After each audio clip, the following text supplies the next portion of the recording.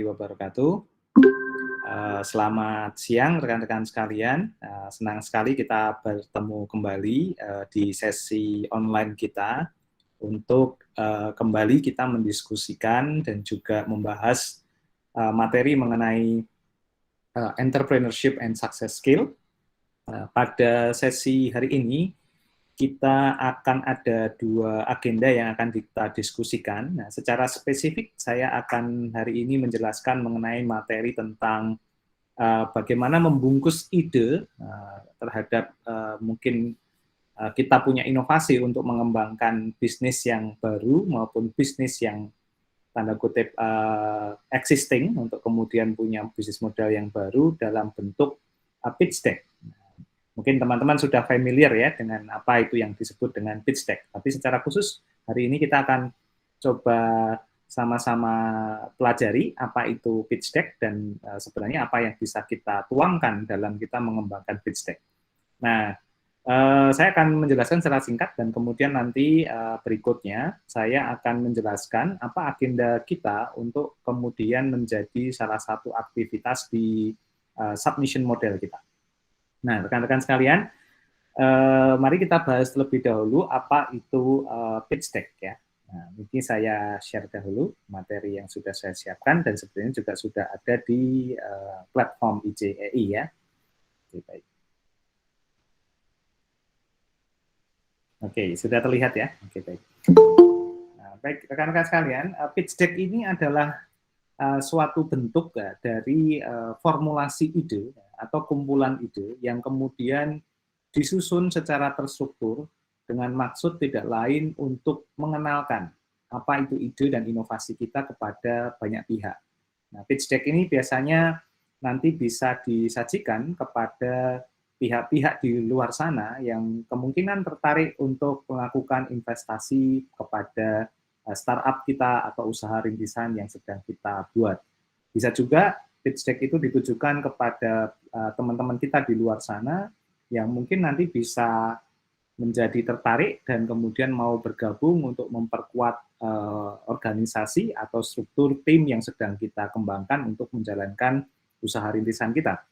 Nah, di sisi yang lain juga pitch deck ini digunakan sebagai bentuk untuk mendiseminasikan atau mempublikasikan ide kita atau inovasi kita yang masih dalam bentuk embrio, belum berwujud produk atau jasa sebenarnya, tetapi itu sudah bisa kita luncurkan agar nanti orang sudah punya pemikiran atau sudah tahu bahwa kita akan melakukan suatu usaha rintisan tertentu. Nah, jadi kalau dalam konteks bisnis, maka proses ini disebut sebagai proses introduction ya, atau mengintroduksi rencana bisnis atau rencana ide yang kita punya.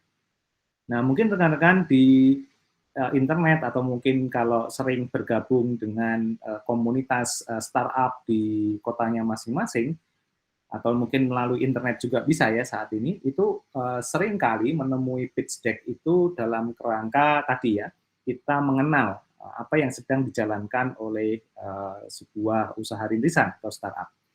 Nah, pada poin ini, pitch deck itu bisa dibuat kapan saja. Nah, jadi bahkan ketika pitch deck itu bisa dibuat ketika teman-teman memang belum melakukan usaha.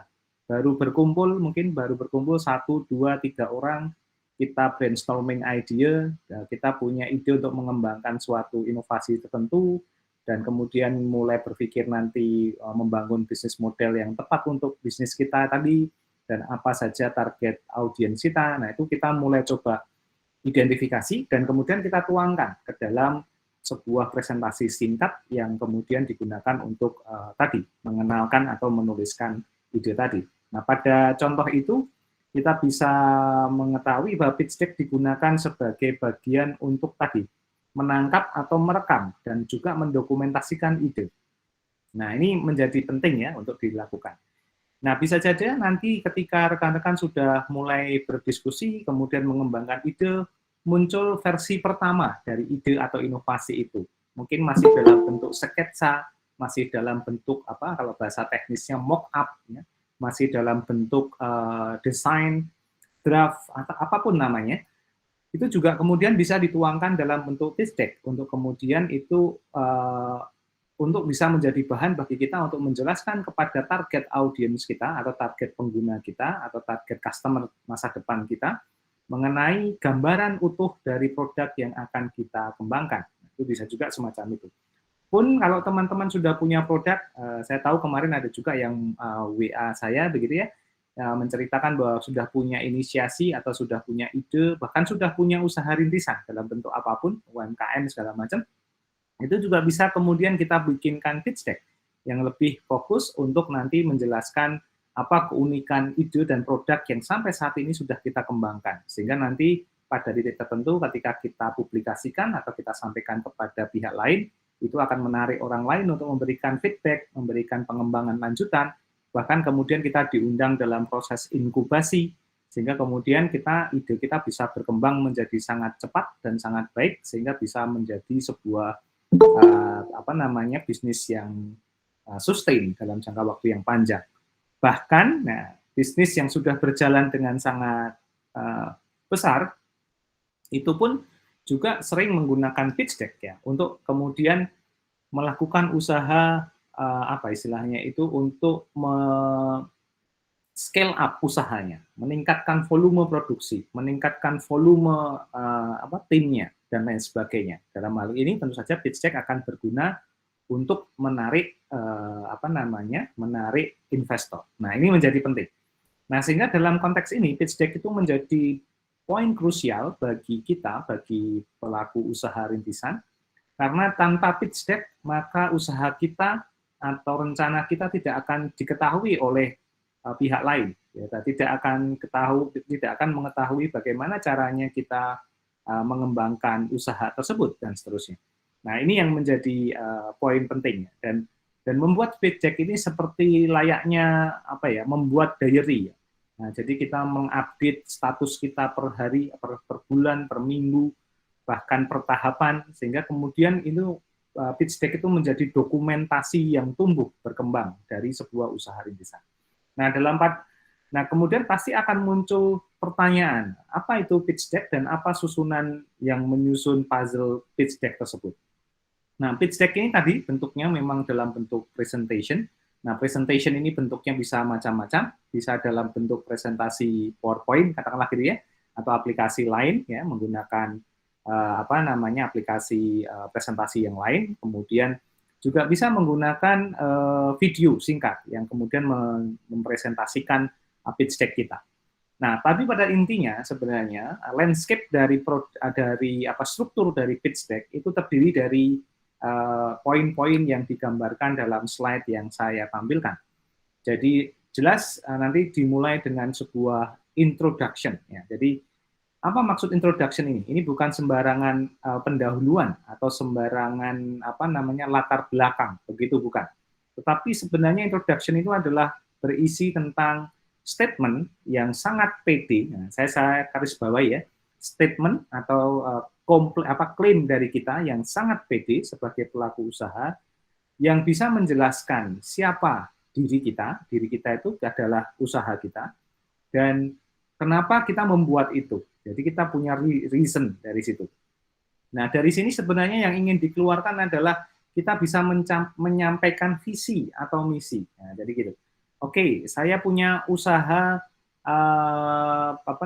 pembuatan tempe misalnya gitu. Nah, tetapi yang disampaikan di latar belakang ini atau di introduction ini bukan sekedar kita bikin tempe, tapi kita harus menyebutkan bahwa saya adalah lulusan dari universitas di Jakarta misalnya, kemudian saya turun ke desa untuk kemudian mengembangkan usaha kecil pengrajin tempe agar kemudian bisa menghasilkan tempe yang bisa diekspor dengan kualitas internasional. Harapannya nanti rekan-rekan pengusaha tempe di daerah itu kemudian usahanya meningkat dan meningkatkan kesejahteraan hidupnya. Nah, itu yang dimaksud dengan introduction ya. Jadi bukan introduction yang membicarakan mengenai kata-kata atau kalimat-kalimat seperti pada pidato resmi ya, yang selalu bertele-tele dan tidak to the point, dan seringkali kita juga melewatkan itu karena sangat boring kan begitu. Nah, pada konteks ini perlu kita membangun ini ya, karena introduction yang baik itu akan menunjukkan tingkat kepedean dari usaha rintisan yang sedang akan kita bangun. Ya. seorang investor tidak akan mau menginvestasikan dananya untuk membantu kita mengembangkan bisnis kalau kemudian pelaku bisnisnya sendiri tidak pede, ya begitu. Nah, sama seperti rekan-rekan ini. Nah, jadi kalau ikut kuliah harus pede. Nah, pede cirinya bagaimana? Ya open camp. Kalau tidak open camp berarti kan nggak pede. Berarti belum pede untuk dapat nilai A, kan begitu. Nah, ini contoh ya. Jadi harus kita mulai dari diri kita sendiri, gitu ya. Dari semacam itu. Nah, ini penting bagi rekan-rekan sekalian. Nah, teman-teman harus mulai membiasakan diri untuk berani bukan sombong ya, tapi lebih show off ya. Show off dalam artian itu menunjukkan eksistensinya bahwa saya ada. Trust me, jika kalian tidak melakukan itu, sampai kapanpun tidak akan ada investor atau orang yang tertarik untuk mengajak kalian bekerja sama, begitu. Nah, karena memang itu yang harus dilakukan. Jadi bahkan kadang ide kita sederhana, ide kita mungkin belum terlalu maksimal, tetapi karena kita pede dengan apa yang kita kerjakan, itu akan kemudian menarik investor. Saya punya rekan di Jogja, dia sekarang menjadi founder 8 startup, bayangkan, usianya masih sangat muda, mungkin terpaut sekitar 15 tahun dari saya, begitu, mungkin masih di level 22-23 tahun, begitu, karena dia baru lulus sekitar 2 atau 3 tahun, tetapi bayangkan dia sudah menjadi founder 8 startup, dengan nilai investasi itu sudah mendekati hampir 50 miliar menurut saya, dari satu investor. Nah, apa yang dia sampaikan kepada investor itu? Kalau saya tanya, kok bisa dapat investasi bagaimana? Apa punya produk yang sangat luar biasa? Dia bilang tidak, produk saya biasa saja, tetapi ketika di investor, saya menyampaikan introduction bahwa tujuan saya membuat startup itu adalah bukan untuk kaya, nah, tetapi ingin membuka lapangan pekerjaan bagi 100.000 orang yang nanti bekerja di perusahaan saya. Nah, bayangkan. Nah, ini yang membedakan. Jadi orang ini punya misi, punya visi, punya value yang membuat dia menjadi pede. Nah, jadi pada level tertentu, kalau saya pelajari, seorang founder startup, katakanlah ya, atau orang-orang yang melakukan usaha rintisan, itu sebenarnya tidak untuk membangun atau membuat profit, ya, tetapi membuat hidupnya menjadi lebih baik. Ya. Bentuknya bisa profit, bisa revenue, bisa juga pertemanan, bisa yang lain juga. Jadi semacam itu. Nah, kita juga melihat ya beberapa usaha rintisan yang berada di area usaha rintisan sosial misalnya, itu juga bisa berkembang dengan sangat baik sekali. Nah, itu namanya introduction. Nah, kemudian yang kedua, sama seperti penjelasan saya di awal-awal dulu, bahwa sebuah usaha rintisan atau sebuah entrepreneurship, poin pertama yang harus di-highlight itu adalah tim atau sumber daya manusia. Nah, bukan ide atau inovasinya dulu. Nah, maksudnya apa? Kita, ini kalau dalam kacamata investor ya, kalau dalam kacamata investor, kita memberikan investasi kepada usaha rintisan itu bukan untuk berjualan yang sangat banyak sehingga menghasilkan profit.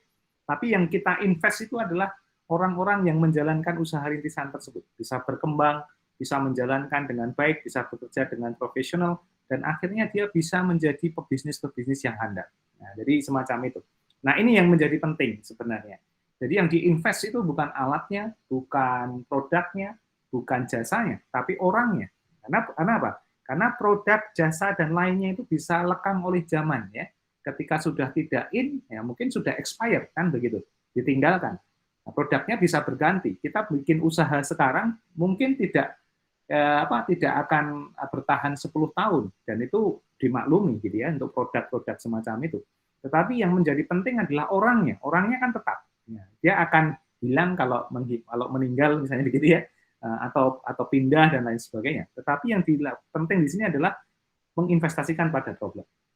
Nah, sehingga pada poin di sini sangat penting teman-teman untuk bisa nih show the people behind the idea. Nah, jadi harus pede untuk kemudian menyampaikan siapa orang-orang yang memiliki ide brilian ini, dan kemudian menceritakan secara detail, secara jelas apa peran dari masing-masing anggota tim, semacam itu.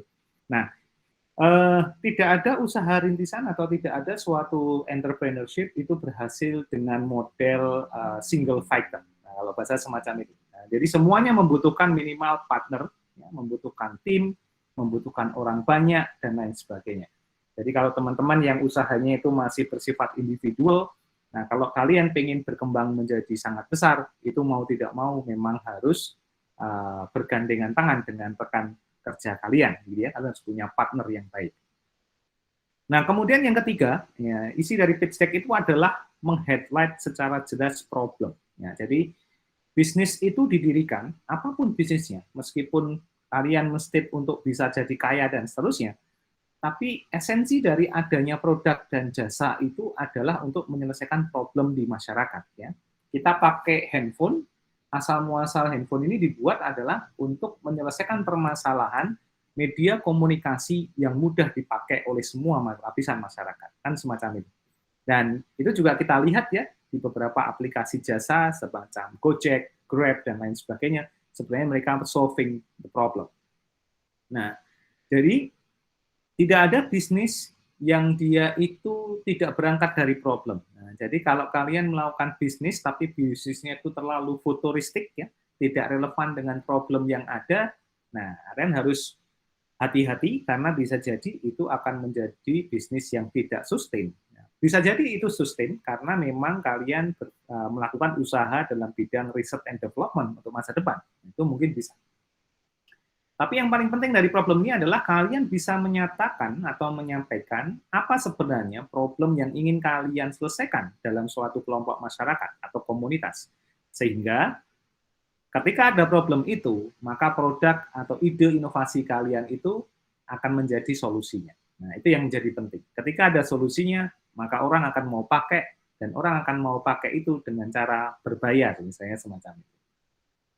Nah, itu cara berpikir bagaimana kita membangun ide dan inovasi yang mengarah kepada bisnis ya. Nah, kemudian yang keempat adalah kalian harus menyampaikan yang namanya advantages ya, atau sesuatu yang membuat solusi yang kalian buat dengan produk atau jasa kalian itu spesial. Ya. Spesial itu maknanya adalah bisa berbeda dari solusi atau aplikasi atau produk yang sudah ada, atau memang produk kalian itu benar-benar breakthrough ya, belum pernah ada sebelumnya. Nah, ini menjadi penting.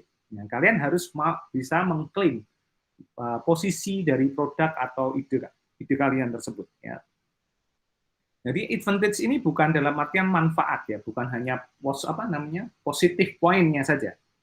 Tapi lebih jelas, lebih clear lagi adalah tentang apa yang membuat kalian itu spesial. Nah, jadi semacam itu. Nah, nanti kalian harus bisa itu latihannya kalau saya sarankan, coba misalnya ya, kalian berkaca di tempat tidur kalian gitu, di ruangan tidur kalian, kalau ada kaca agak besar, kalian menghadap ke kaca depan kalian, dan kalian coba bertanya pada diri kalian sendiri, sebutkan 3 yang membuat kalian spesial dan berbeda dari rekan kalian yang lain. Jadi semacam itu. Selain yang natural ya, yang natural itu saya cewek, saya cowok, itu jelas beda ya. Tapi bukan itu yang maksudnya. Jadi, tetapi apa yang membuat kalian itu semacam itu? Oh ya, saya merasa kalau ada rekan-rekan yang dekat dengan saya, misalnya berinteraksi dengan saya, idenya bisa mengalir. Nah, itu poin dari kalian. Jadi kalian harus mulai mengidentifikasi itu. Kalau kalian secara pribadi bisa melakukan itu, maka otomatis produk dan jasa yang kalian buat pun juga akan mudah untuk diidentifikasi. Nah, jadi semacam itu. Nah, kemudian kalian juga harus menjelaskan solution, ya, yang menjelaskan bagaimana kalian akan menyelesaikan permasalahan yang tadi disampaikan di poin 3. Nah, jadi bagaimana cara kalian, bagaimana sebenarnya ini untuk menjelaskan bagaimana produk dan jasa kita itu akan menyelesaikan permasalahan yang dihadapi oleh masyarakat. Nah, bentuknya adalah solution. Nah, jadi semacam itu. Jadi kalau kita mau problemnya adalah tidak ada yang mengantar kita ke tempat kerja atau ke tempat sekolah, maka solusi kita adalah kita menyediakan jasa layanan antar jemput gitu ya, misalnya, dan semacam itu. Bentuknya bisa saja ride sharing gitu ya. Dulu sebelum ada Gojek, teman saya di Jakarta sudah pernah membuat yang namanya nebeng.com ya. Nebeng.com itu kalau saya tinggal di Bogor, saya kemudian malamnya publish, oke, saya mau berangkat dari Bogor, kantor saya di Kuningan, saya pakai mobil, saya masih driving sendiri, sehingga masih ada 5 seat yang bisa ikut dengan saya. Silahkan tag saya, nanti bisa dijemput di mana atau berkumpul di mana. Nah, nanti rekan-rekan kalau ikut dipersilahkan, membayarnya boleh pakai uang, boleh sukarela, atau sharing makanan. Jadi semacam itu. Nah, itu nebeng.com semacam itu. Dan itu ternyata waktu itu yang terjadi sebelum Gojek booming ya, itu penggunanya setiap hari itu sudah mencapai sekitar 100-an ribu, bayangkan. Nah, jadi itu juga menjadi salah satu waktu itu digadang-gadang menjadi model penyelesaian permasalahan banyaknya transportasi yang ke Jakarta. Jadi semacam itu. Tapi sayangnya tidak berkembang lagi karena kalah dengan ide yang baru dari Gojek dan Grab tentu saja. Nah, kemudian kalian menjelaskan spesifikasi dari produk yang kalian punya ya. Jadi ini pun kalau ada ya. Jadi poin 1 sampai 5 ini sebenarnya kalian bisa bikin meskipun ide atau inovasi itu masih di atas kertas atau masih di kepala. Belum harus ada. Nah, ini kekuatan 1 sampai 5 ini hanya kekuatan otak untuk mengenerate-nya. Nah, jadi semacam itu. Nah, tetapi otaknya tentu saja tidak hanya sendiri, tapi juga melibatkan otak-otak dari rekan-rekan partner kalian. Nah, nanti kalau idenya ini diterima, ide ini untuk menarik, nah kemudian kalian jalankan untuk kemudian bisa mendevelop benar-benar prototype dari produknya. Atau nanti sebenarnya setelah UTS kalian akan saya kenalkan yang namanya MVP ya, atau minimum viable product. Jadi fitur minimal yang harus kalian punyai dalam suatu produk prototype. Nah, nanti akan dituangkan dalam bentuk produk ya. Jadi di sini nanti akan menjelaskan bagaimana produk kalian itu bisa digunakan. Nah, itu yang penting. Nah, kemudian nanti juga ada traction. Nah, traction ini adalah bagaimana kalian bisa mengukur kalau pengguna kalian itu satisfy dengan produk kalian. Nah, jadi ini penting. Traction ini juga penting. Kemudian kalian juga harus mengidentifikasi pasar. Nah, ini kalau kalian sudah punya produknya atau prototipenya, kalian baru berpikir pasarnya. Nah, pasarnya di mana? Di mana kalian akan punya target market yang pas dengan produk kalian, yang fit dengan produk kalian. Sehingga ketika produk kalian rilis, itu kemudian sudah ada potensi pengguna yang akan menggunakan produk kalian. Ya. Kemudian siapa kompetitor kita? Nah, seberapa ketat competition kita? Jadi semacam itu. Karena dalam bisnis itu kadang ada rumus ya, ketika produk kita itu ada landscape kompetisinya, berarti kita membuat produk yang tepat. Nah, kenapa? Karena disitulah ada marketnya. Tapi berbalik, kalau kemudian kita tidak punya, misalnya kita punya produk, kita sendirian. Nah, hati-hati, jangan-jangan kita berada pada situasi hutan belantara yang sebenarnya kita tersesat, gitu. Produk kita nggak fit dengan kebutuhan masyarakat. Nah, kemudian nanti bisnis model. Bisnis model itu adalah bagaimana caranya pengguna atau customer ini berinteraksi dengan kalian sebagai pemilik produknya. Nah, nanti ada model bisnis to customer ya, dan lain sebagainya yang nanti bisa digunakan untuk keperluan tersebut. Nah, kalau kemudian usaha rintisan kalian sudah membesar dan kalian mulai membutuhkan investasi, maka kalian nanti memasukkan kebutuhan dari investasi di pitch deck itu, dan kemudian siapa yang nanti bertanggung jawab. Nah, dari pitch deck ini sebenarnya menggambarkan stage ya dari atau tahapan dari pengembangan sebuah startup atau usaha rintisan. Jadi dari benar-benar kita pertama itu apa? Kita itu memampukan diri kita. Kalau bahasa Pak Mario Teguh dulu itu apa ya namanya? Memantaskan diri kita dulu, kemampuannya gitu ya, dan juga kapasitas kita. Apa? Bukan ide atau inovasi dulu, tetapi apa? PD-nya dulu kita. Jadi kita harus punya kepercayaan diri yang cukup. Ini soft skill-nya gitu. Agak sedikit berani untuk show off itu penting ya. Jadi kalian harus PD, dan kemudian PD itu dituangkan dalam bentuk kalian membangun teamwork ya. Jadi bukan sendiri. Jadi kayak gitu.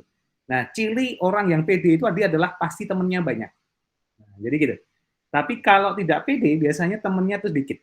Nah, gitu. Bukan followernya ya, bukan follower di Instagramnya atau yang lainnya ya.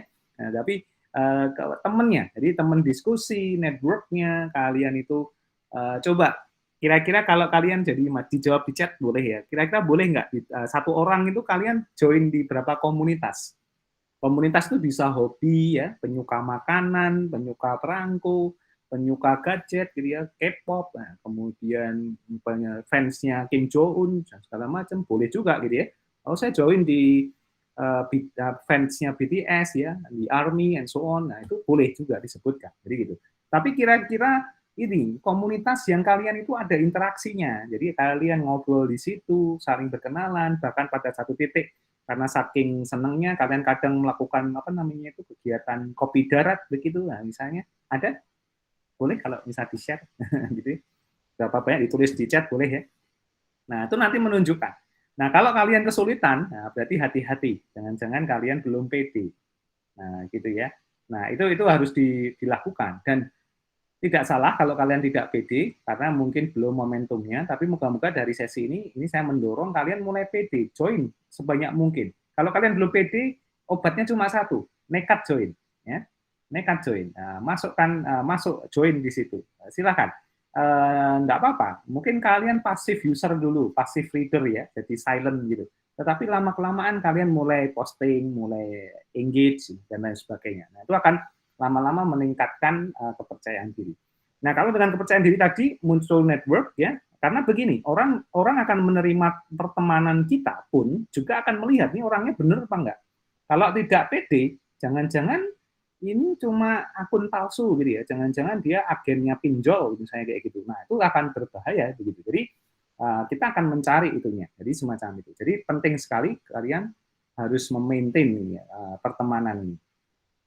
Nah, kemudian problem, advantage, dan solution ini bisa kalian diskusikan meskipun kalian belum punya ide sama sekali. Belum punya produk sama sekali. Nah, jadi stage kita mendiskusikan sampai hari ini sebenarnya kita akan bermain di 1 sampai 5 ini. Nanti kalau untuk membangun produk itu kita bangun atau kita bahas setelah UTS ya. Oke. Nah, ini adalah struktur standar dari pitch deck ya. Nah, untuk membuat pitch deck atau menyampaikan ide dalam bentuk pitch deck, nah sebenarnya ada beberapa poin yang harus kalian perhatikan dengan sangat ya. Jadi yang pertama adalah ini, kalian harus berorientasi seperti orang bercerita atau tell a story, bukan seperti saya seperti ini. Saya ini kalau hari ini saya mencoba presentasinya atau menuangkan ilmunya ini dalam bentuk cerita, bukan dalam bentuk narasi-narasi ilmiah begitu ya kalau bahasa saya gitu.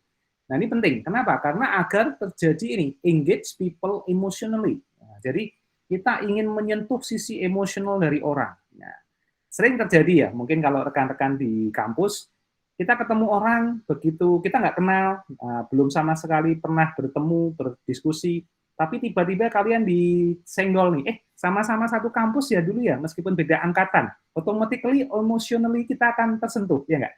Oh iya ya, oh berarti dia kakak kelas saya meskipun nggak pernah ketemu gitu. Tapi intinya begitu, ya kan? Nah itu terjadi, jadi semacam itu. Satu saat ketemu seperti ini, kemudian saya tanya-tanya, ada yang dari Solo nggak misalnya begitu? Tempat lahirnya ada yang di Solo atau orang tuanya. Nah mulai engage gitu. Nah itu yang namanya story itu semacam itu. Jadi kita mulai memasukkan unsur-unsur yang membuat kita itu sebenarnya terhubung satu sama lain. Nah itu yang disebut sebagai emotional. Bahkan bisa menggunakan hal yang lain, dari hobi, dari kesukaan, dari topik pembicaraan, maupun yang lainnya. Itu bisa. Nah, yang menjadi penting dari sini sebenarnya ini ya, kita harus percaya, dan teman-teman harus tahu bahwa sebenarnya semua orang itu senang kalau kemudian diceritani, gitu ya, kalau bahasa Jawanya. Masih ingat mungkin kegiatan favorit kalian ketika umur 1 atau 2 atau 3 tahun ya adalah mendengarkan cerita dari orang tua kalian sambil kalian dinina bubukkan, kan begitu ya. Makanya ada cerita tentang kancil mencuri timun gitu dan lain sebagainya di zaman dulu ya. Mungkin kalau sekarang ceritanya sudah tentang hospital something gitu ya. Jadi semacam itu. Jadi cerita orang tuanya kayak gitu. Nah, ini adalah karena semua orang itu senang dengan cerita. Meskipun dia investor yang serius, itu senang dengan cerita. Jadi kalau kita presentasinya itu terlalu serius, terlalu formal, itu malah tidak atraktif, tidak menarik ya. Jadi ini penting sekali kita perlu melakukan itu. Sehingga yang penting adalah bagaimana kita menceritakan sesuatu yang exciting dari startup yang kita bangun atau dari sisi usaha rintisan yang kita bangun. Nah ini kalau kita bisa, ini akan sangat baik sekali. Nah, kemudian ini yang menjadi menarik, ya. Pitch deck itu tidak identik dengan banyaknya slide, ya. Jadi tantangannya bahkan saya pernah punya pengalaman diminta untuk pitch deck hanya dalam kurun waktu 3 menit. Nah, jadi bisa dibayangkan saya hanya bisa membuat atau menyampaikan kira-kira slide antara 1 sampai 3 slide lah maksimal. Nah, ini menjadi tantangan. Nah, Beberapa kali saya melakukan pitch deck secara virtual, itu bahkan diminta untuk hanya bikin video selama 3 menit, ya, 1,5 menit bahkan kemarin terakhir. Nah, itu contohnya semacam itu. Nah, ini menjadi penting, ya, sehingga memang kita diminta untuk sesimpel mungkin, ya, sesimpel mungkin dan tidak too much di dalam kita mempresentasikan. Jadi, ini kita juga akhirnya berlatih untuk menjadi orang profesional itu adalah kita menyampaikan hal-hal poin penting saja atau poin-poin pokoknya saja. Nah, kemudian ini kita harus menyiapkan agar punya impresi yang sangat kuat. Ya, impresi yang sangat kuat itu dalam artian kita bisa menceritakan bahwa apa yang kita buat itu sangat penting minimal bagi kita sebagai investornya, inventornya, dan juga penting bagi orang yang nanti akan terlibat dalam pembangunan ini. Nah, ini menjadi poin plus kalau kemudian kita bisa membuat first impression. Nah, jadi first impression itu tidak selalu identik dengan appearance, ya, atau penampakan diri, tetapi bagaimana cara bicara kita, cara kita membawakan, itu orang akan remembering. Nah, ini yang menjadi poin-poin penting dalam first impression ini. Nah, kemudian yang berikutnya juga adalah kita harus menyampaikan atau menampilkan kekuatan dari tim tadi, ya. Jadi kita harus show the people behind your idea. Jadi kita harus menyampaikan siapa orang-orang di belakang kita yang membantu kita akan mewujudkan ide ini. Karena dengan cara semacam itu membuat seorang investor atau pihak luar itu mempercayai bahwa usaha kita untuk merealisasikan mengembangkan produk itu jadi realistis, ya. Jadi misalnya kalian ingin membangun startup besar untuk jadi unicorn, tapi kemudian kayak kalian state bahwa oke, saya akan mengerjakannya sendiri, saya akan single factor. Nah, mungkin investor cuma akan tertawa bahwa itu hanya sebuah misi bunuh diri, kan begitu.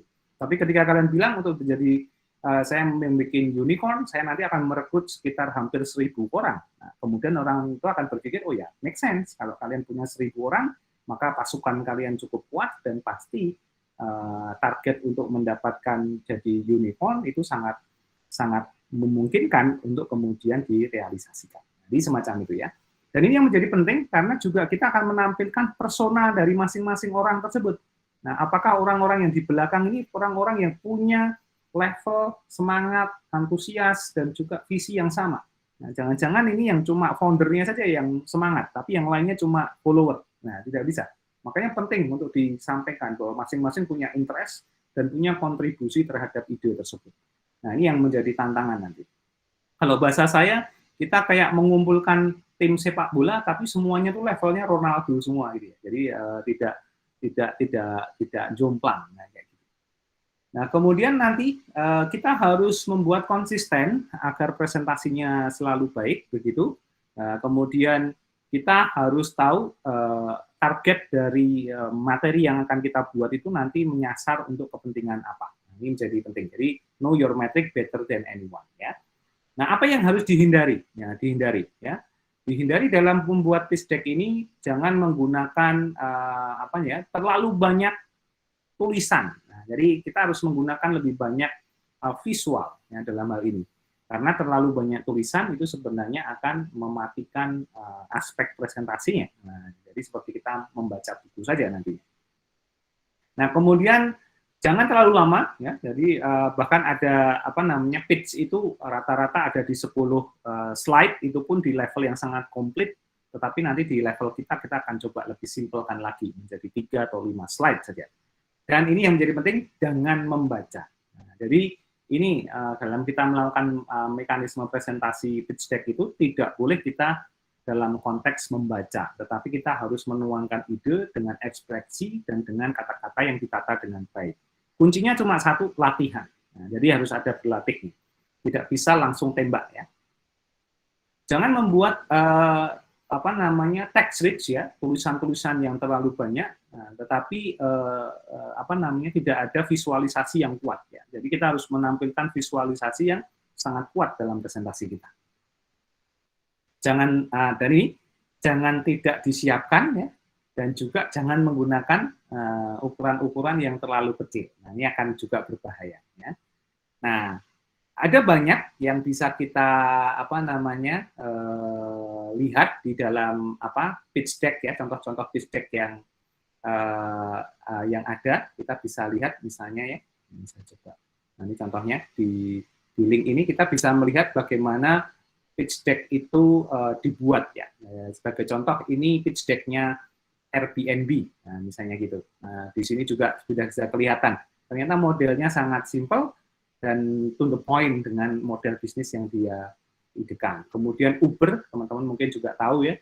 Nah, ini kalian bisa belajar. Facebook juga dulu awal-awal itu menggunakan pitch deck yang sangat simple begitu. Kemudian Sidebing juga sama dan lain sebagainya. Nah, Skiwa ini salah satu perusahaan investasi besar, ini salah satu investornya Gojek juga melakukan hal yang sama. Jadi itu sebagai contoh, ini kan bisa belajar dari link yang ada di sini.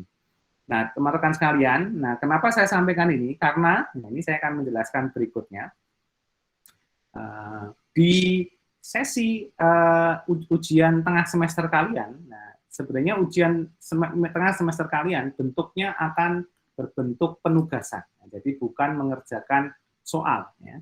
Seperti yang sudah disebutkan di platform ICEI, ya, kalau rekan-rekan melihat di sini, nah, jadi ini sekaligus ya materi pada hari ini untuk mendukung pengerjaan kalian. Jadi proyek startup idea pertama ini itu akan menjadi ujian tengah semester kalian. Dikerjakan secara individu, ya, dikerjakan secara individu. Dalam hal ini harus masing-masing nanti harus submit, nah, gitu ya. Nah, kemudian apa yang kalian kerjakan? Nah, yang kalian kerjakan adalah, nah ini, kalian saya minta untuk membuat pitch deck. Ya, membuat pitch deck. Kalian coba merenung, ya, dalam 1-2 hari ini, kalian merenung apa ide atau inovasi yang kalian ingin bikin, yang sifatnya future boleh. Kalian juga boleh mengangkat mungkin kalian yang sudah memulai usaha saat ini untuk dituangkan dalam bentuk pitch deck, tetapi juga ditambahkan dengan ide dan inovasi pengembangannya. Jadi jangan hanya merekam apa yang sudah ada saat ini. Nah, yang kalian buat itu nanti dalam bentuk tiga materi ya, atau tiga materi sebenarnya. Jadi yang pertama infografik ya. Infografik itu seperti poster, tapi poster yang semacam menjadi sampul dari usaha kalian. Jadi nanti kalian menuangkan, coba cari di internet cukup banyak ya tentang informasi bagaimana membuat infografik. Kalian bisa ambil dari situ dan kemudian tuangkan segala sesuatu yang menurut kalian penting untuk diketahui publik dalam bentuk infografik. Nah, ini fungsinya nanti infografik itu kita rilis ke sosial media, ke Instagram, ke YouTube, ke platform yang lain. Dengan melihat infografik itu orang langsung tahu, oh kalian ada bisnis tentang ini, begitu. Nah, kemudian di infografik itu nanti juga didukung dengan kalian membuat presentasi pitch deck ya, dengan referensi yang tadi saya sudah sebutkan dari beberapa contoh. Nah, itu kalian hanya boleh ya, membuat presentasi pitch deck itu dengan menggunakan tadi teknik-teknik yang saya sebutkan tadi, itu dengan maksimal 5 slide. Nah, jadi nggak boleh lebih ya, kalau lebih nanti berarti tidak sesuai dengan requirement.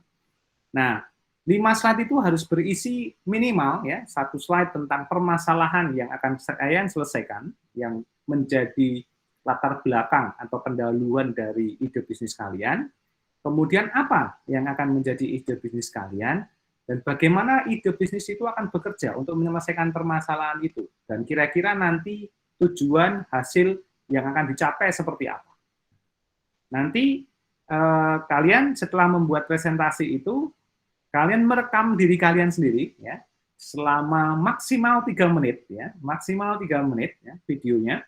Itu kalian rekam, boleh menggunakan Google Meet, boleh menggunakan Zoom atau menggunakan yang lain, tetapi terlihat kalian seperti saya ini presentasi on cam dan juga presentasinya dalam satu screen. Nah, itu yang nanti kalian buat ya. Nah, itu usahakan bukan seperti presentasi di kelas, tetapi seperti kalian nanti akan berhadapan dengan calon investor, calon customer kalian, atau siapapun yang nanti akan menjadi pengguna dari ide dan inovasi kalian. Jadi nanti hati-hati kalau kalian stylenya seperti presentasi di kelas, ya otomatis nanti tidak akan mendapatkan nilai yang maksimal. Begitu ya.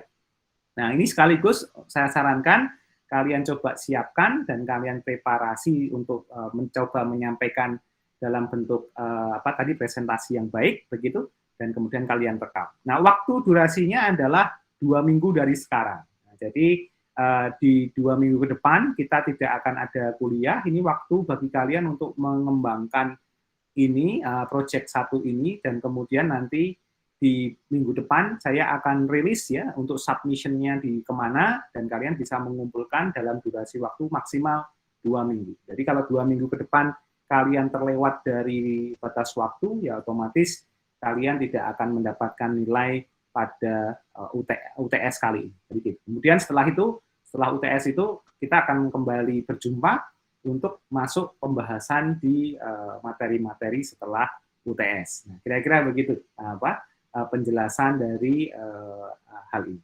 Sebelum saya lanjutkan lagi, silakan kalau ada pertanyaan dari rekan-rekan, saya persilahkan.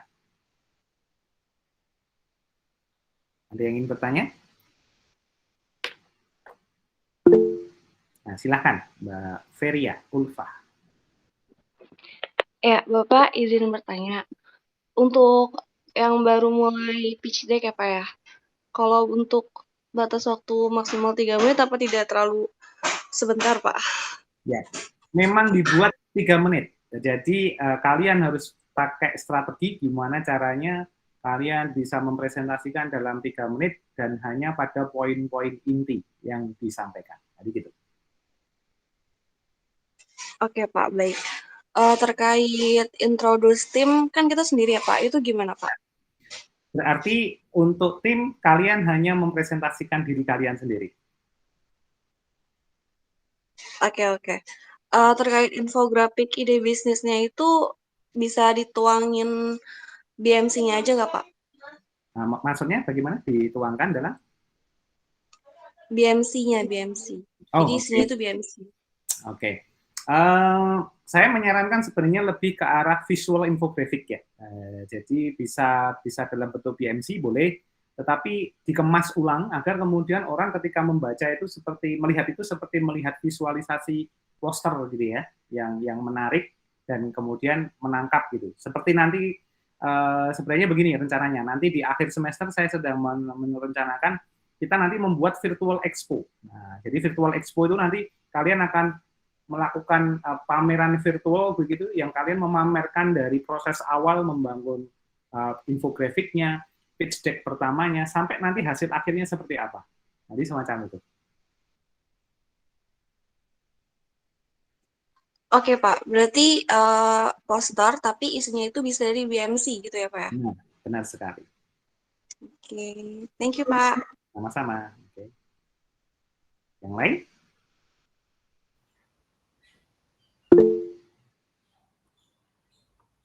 Mbak Nasya, silakan. Iya, terima kasih Pak. Izin bertanya Pak. Sebelumnya saya nggak punya latar belakang di jurusan kuliah ini. Nah, kalau untuk pitch deck sendiri, yang dalam bayangan saya seperti kita kayak elevator pitch seperti biasa, ataukah pitch deck itu kadang-kadang bisa juga kita buat seperti short advertising, Pak?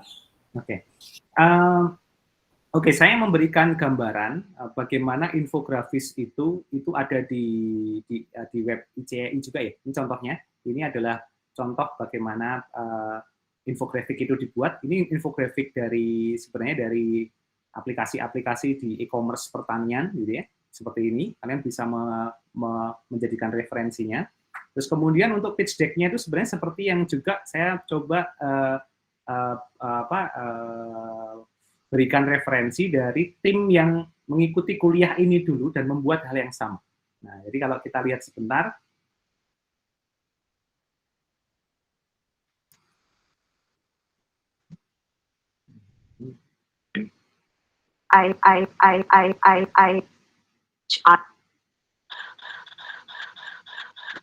oh, mohon maaf, ini tampaknya play-nya agak bermasalah. Nah,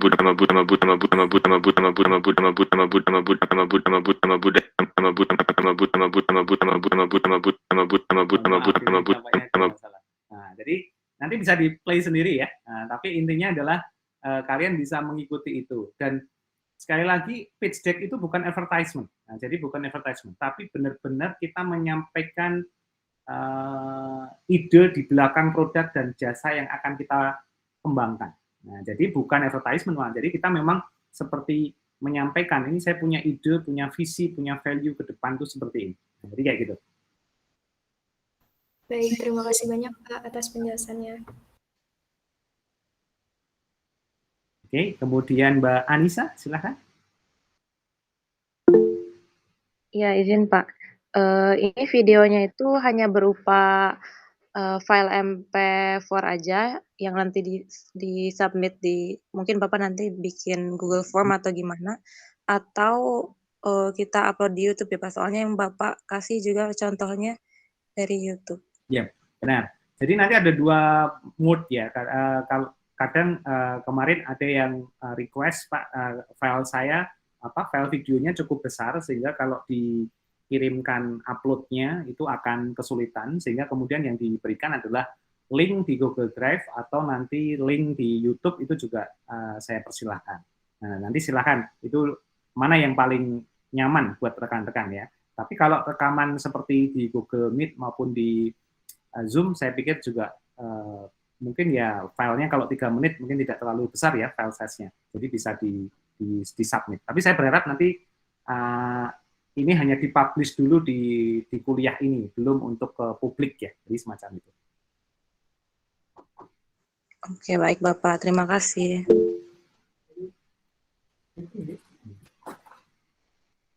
Berikutnya Mbak Gina, ini sudah raise hand, silakan. Ya, selamat pagi Bapak. Sebelumnya saya ingin bertanya, mungkin ini pendapat pribadi dari Bapak. Saya ingin ini siapa ada kasus gitu, misal apakah misal ada seseorang nih namanya Agung Hapsah, nah terus dia tuh beliau di kayak di YouTube dan di sosial platform lainnya tuh dia udah punya personal branding kuat tentang videografi atau perfilman gitu.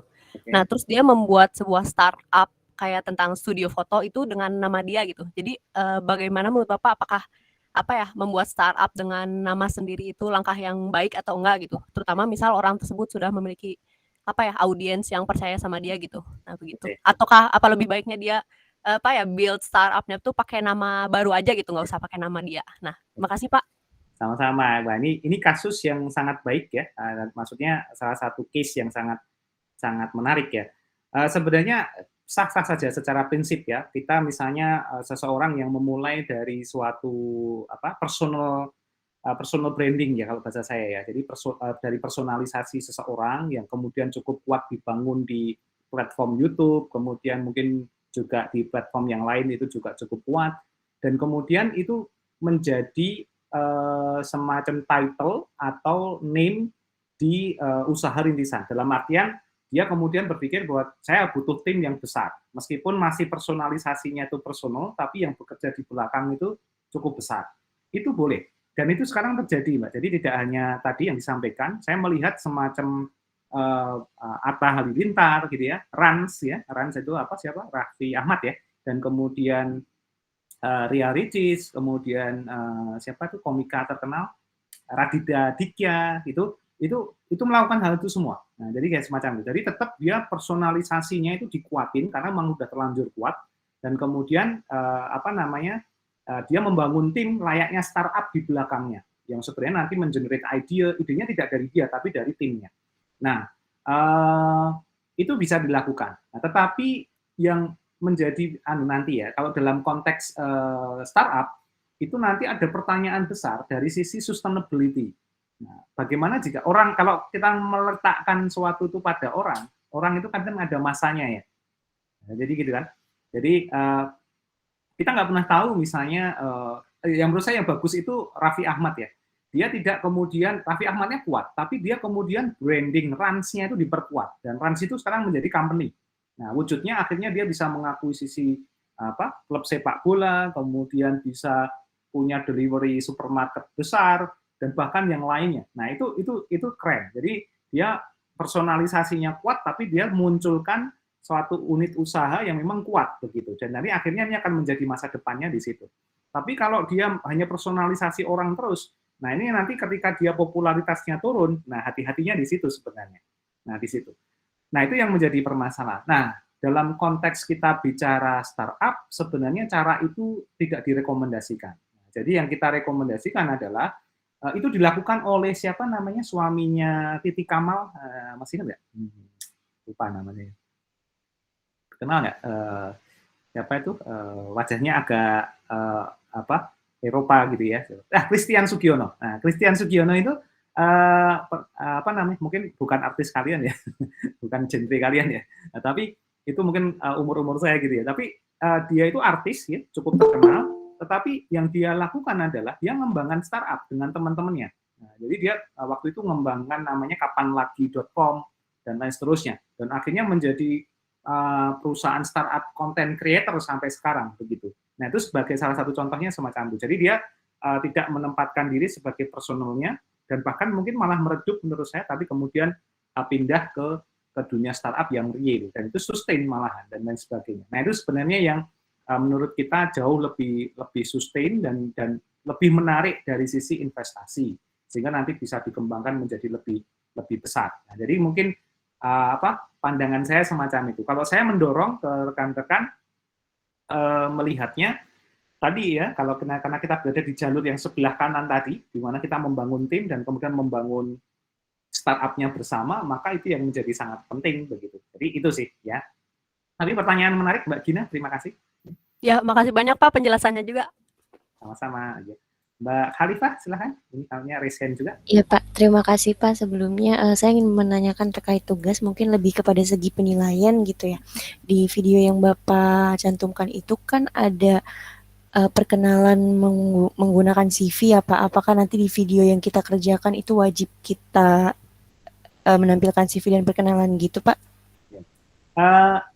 Video itu hanya referensi ya. Nah, jadi seharusnya kalian bisa membuatnya lebih baik dan lebih ringkas. Karena kalian punya waktu 3 menit, jadi mungkin waktunya tidak sangat leluasa. Jadi silakan, kalian boleh, dan saya berharap kalian punya ide yang unik dan berbeda gitu ya. Ketika misalnya kalian harus menjelaskan siapa kalian, itu ya tidak menjelaskan dalam bentuk CV begitu ya, tapi something ya, yang menurut saya harusnya lebih cool gitu. Nah itu yang penting. Jadi harus ada kalian biar berlatih agar percaya diri dan juga bagaimana kalian mempersonalisasi diri kalian ke publik. Nah itu yang penting. Nah jadi semacam itu. Baik, terima kasih Pak. Satu lagi mungkin juga mewakili teman-teman yang masih bingung. Jadi kan sempat saya sekitar 3 minggu atau 2 minggu yang lalu baru masuk. Nah, baru 1 kali ngumpulin tugas tuh Pak yang observasi perusahaan rintisan. Mungkin dari sebelum tugas itu apakah ada tugas lagi Pak yang perlu kita kerjakan, perlu kita susul? Ya.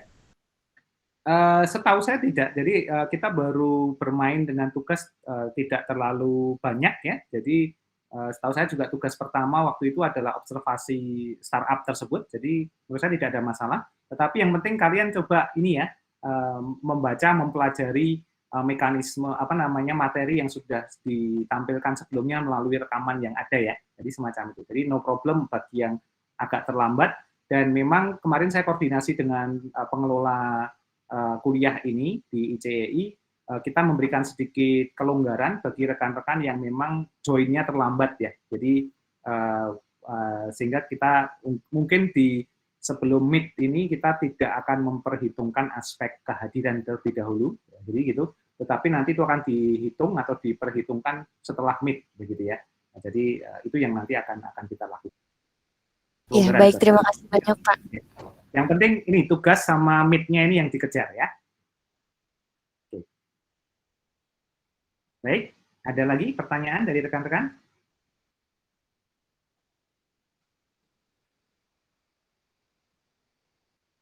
Oke, tampaknya tidak ada ya. Oke. Baik, kalau tidak ada untuk sesi ini, oke, masih ada Mbak Alia, silahkan. Bapak, terima kasih banyak. Sebelumnya, mungkin saya ingin bertanya terkait ini ya Pak, terkait nanti tugas yang diberikan itu, ide bisnisnya itu, apakah kita diberi maksudnya gini, apakah kita harus mencantumkan ide bisnis yang itu gampang bisa terrealisasikan gitu, atau emang karena kan kalau misalkan ide bisnis yang bisa terrealisasikan mungkin itu akan lebih jelas gitu kan dalam kita mau presentasikan atau segala macamnya, atau emang ide bisnis yang menurut kita itu menarik kayak gitu. Itu Kalau saya mengusulkan ke rekan-rekan, coba cari yang ada di tengah-tengah antara dua hal itu. Nah, jadi ada sesuatu yang bisa dikerjakan, tapi ada sesuatu yang beyond kalau bahasa saya. Nah, jadi gitu. Nah, kalian boleh misalnya mengambil sesuatu yang bisa dijalankan, tapi berikan pengembangan atau inovasi yang menurut kalian di masa depan ini akan berguna. Nah, tetapi jangan juga kemudian ngambil ide yang semuanya itu futuristik ya, yang too good to be true gitu ya, terlalu indah untuk terjadi begitu. Jadi, nah itu mungkin dihindari juga. Ini juga untuk melihat kemampuan kalian, apakah kalian bisa mengidentifikasi. Tadi makanya itu relevan nggak dengan permasalahan-permasalahan di masyarakat yang ada saat ini. Nah, jadi kayak gitu. Tadi kan salah satu poinnya yang saya ingin sampaikan ke rekan-rekan di salah satu kriterianya, kalian mengangkat sesuatu permasalahan yang memang itu ada di Indonesia, di masyarakat kita. Jadi sehingga nanti ini bisa punya kontribusi kepada negara dan masyarakat secara luas. Nah, itu sebenarnya poinnya. Baik Pak, terima kasih. Ya. Sama mungkin satu lagi Pak, apakah ada toleransi waktu kelebihan dari presentasi ya Pak? Mungkin kayak sekitar berapa second gitu. Berapa second? Wah, ini sifatnya menawar-menawar ya. Oke. Usahakan 3 menit ya, usahakan 3 menit. Kalian boleh melakukannya dengan cara, misalnya gini, kalau saya sarankan, kalian rekam dulu di Google Meet sesuai dengan rencana kalian, kemudian kalian potong-potong, kalian edit boleh loh. Jadi gitu. Nah, itu boleh. Tapi kalau kalian bisa berlatih dengan lancar dan kalian sekali tik gitu ya, sekali rekam di Google Meet bisa langsung 3 menit, itu akan baik. Kalau saya sih berharap 3 menit, karena begini, pengalaman saya rekan-rekan, itu saya pernah submit pitch deck ya, diminta hanya 2 menit, saya kelebihan 5 second, itu langsung gugur. Nah, begitu. Nah, ini juga penting ya, nah, teman-teman harus memperhatikan benar, kadang durasi itu something ya, apalagi kalau kita bicara dengan pihak-pihak di luar sana ya yang memang sangat strict dalam menerapkan aturannya. Nah, ini sebagai latihan disiplin juga ya buat rekan-rekan untuk melakukan itu. Dan ini tadi ada pertanyaan untuk kriteria penilaian, tadi saya kelupaan menjawab. Nanti saya akan membagi penilaian itu dua stage ya. Jadi saya akan menilai dan saya kasih bobot 50%, dan kemudian saya akan undang, nah ini masih mystery guest kalau bahasa saya, itu teman saya, kolega saya dari startup dan dari investor yang nanti akan melihat ide kalian yang memberikan nilai. Nah, mystery guest ini masih saya simpan, saya sembunyikan sampai nanti di final expo. Jadi kalian nanti di final expo, di ujian akhir semester, kalian akan presentasi ide dan kemudian realisasi bisnis kalian dalam level tertentu, itu dengan beliau-beliau. Dan mereka nantilah yang akan memberikan nilai di akhir. Nah, kira-kira begitu. Jadi biar kalian merasakan juga pengalaman berhadapan head-to-head dengan real, pelaku real di dunia usaha rintisan dan startup. Sekaligus nanti biar kalian itu mengkonfirmasi, oh ya selama ini yang dibilang Pak Mardhani ternyata benar, baru ketemu nih kalau orang-orang realnya bilang begitu. Jadi kayak gitu kira-kira ya. Jadi serius ini meskipun mata kuliahnya kelihatannya dibuat enak gitu ya, sekali masuk, sekali online, sekali tidak sinkron gitu ya. Tapi saya sangat serius menyiapkan ini dan saya berkomitmen untuk menghadirkan orang-orang berkompeten di mata kuliah ini sehingga kalian punya pengalaman yang real gitu ya. Nah, jadi semacam itu. Jadi nanti kalau ada pemilihan dosen favorit di ICEI, kalian harusnya milih saya gitu ya. Enggak, bercanda. Enggak ada ya gitu ya. Kira-kira begitu ya. Nanti ada sesi kayak gitu. Asik gitu nanti. Nanti saya akan ajak mereka bergabung di kelas kita. Oke, baik. Nah, baik, kalau sudah tidak ada lagi untuk sesi hari ini akan saya cukupkan dulu sekian, sekaligus untuk memberikan kesempatan waktu kalian untuk berpikir dan juga mengembangkan ide dan inovasinya untuk ini, sehingga nanti kita akan bertemu lagi 2 minggu dari sekarang ya. Jadi kalian akan punya waktu 2 minggu dari sekarang untuk mengerjakan, sehingga nanti deadline-nya adalah tanggal berapa ya? Pokoknya 2 minggu dari sekarang. Akhir bulan berarti ya? Akhir bulan di Oktober kira-kira. Nah, nanti baru kemudian seminggu berikutnya kita akan ketemu secara online. Saya akan berikan catatan-catatan dari hasil yang kalian sudah submit untuk kemudian bisa menjadi feedback bagi kalian. Apa yang harus dilakukan dan kita membahas ke proses berikutnya. Mbak Feria tampaknya raise hand lagi. Ada something? Silahkan. Iya, Bapak, izin bertanya lagi ya. Untuk ide bisnisnya bisa produk atau jasa ya, Pak ya? Boleh, ya. Tidak harus produk dan jasa atau kombinasi antara keduanya juga boleh. Oke. Terus ini ada relevansinya buat UAS ya, Pak ya? tugasnya, idenya? Tugas ini adalah tugas UTS tahap pertama, nanti akan dilanjutkan sampai ke UAS. Oh, idenya sama ya Pak ya? Sama. Jadi kalian akan mengembangkan ide ini di UTS ini jadi di UAS gitu. Oke. Kalau untuk penjabaran mengenai anggarannya gimana Pak di pitch deck? Untuk pitch deck ini itu kalian hanya kalau di pitch deck tadi itu kalian hanya cukup menyampaikannya itu yang kalian sampaikan hanya poin 1 sampai poin 5 saja. Nah, jadi untuk UTS ini tidak sampai ke financial segala macam gitu ya. Kalian hanya menjelaskan 1, 2, 3, 4, 5. Introduction, tim atau personal kalian, problem apa yang kalian akan solve, apa advantage-nya, kemudian apa solusi yang kalian tawarkan. Nah itu, jadi 5 slide. Ya, gitu, kira-kira gitu. Oke, sip. Berarti kalau untuk yang ke-6 ini produknya nggak usah ya Pak? Nggak usah, jangan dulu. Nanti karena itu akan dikembangkan setelah UTS. Oh, oke. Berarti cuma 5 poin ya Pak ya? Nah, cuma 5 poin ya. Oke, terima kasih Bapak. Sama-sama. Oke, nanti kalian boleh, misalnya kalian agak ragu begitu ya, kalian pengen istilahnya minta pendapat, itu saya berikan kesempatan untuk kalian selama 1 minggu ke depan ya, 1 minggu ke depan, jadi batas waktunya 1 minggu depan, itu kalian berkonsultasi dengan saya. Nanti kalian boleh kontak saya via WA atau email, misalnya Pak Mardhani, saya sudah ngerancang kayak gini, mohon pendapatnya, itu boleh ya, tapi hanya 1 minggu ke depan. Setelah 1 minggu, kalian sudah tidak boleh lagi berkonsultasi. Nah, kira-kira begitu. Oke? Kalau nggak yakin ya, kalau yakin silahkan langsung dihajar saja. Oke? Oke, kalau sudah tidak ada, itu kira-kira untuk sesi pertemuan kita kali ini, nanti untuk update-update lebih detail akan saya sampaikan nanti di platform ICEI juga, nanti dan juga nanti di grup ya, di grup WhatsApp. Ini Halo siapa? Pak, Mas Matthew. saya Matthew dari Pradita Silahkan, University. Saya mau nanya, Silahkan. kebetulan saya bisnisnya, saya baru menjalankan bisnis sama teman saya, rekan saya. Nah, kira-kira itu boleh Pak?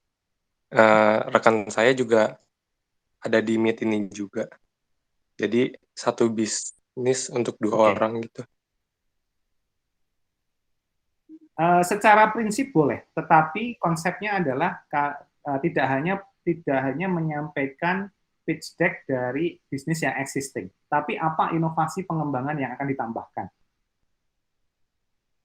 Nah, jadi misalnya bisnisnya adalah A, Mas Matthew harus menambahkan B dan C. B disampaikan oleh Mas Matthew, yang C disampaikan oleh temannya yang lain.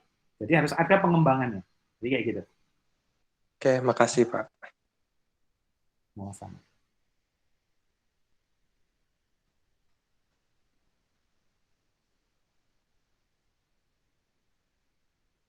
Oke, baik.